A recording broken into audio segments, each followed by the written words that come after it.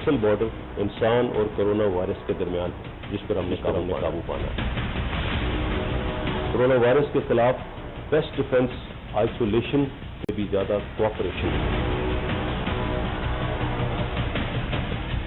مجھے اس میں کوئی شک نہیں کہ بہادر اور غیور پاکستانی قوم ایک مرتبہ پھر افواج پاکستان کے ساتھ مل کر اس چیلنج کو قبول کر لیں گے۔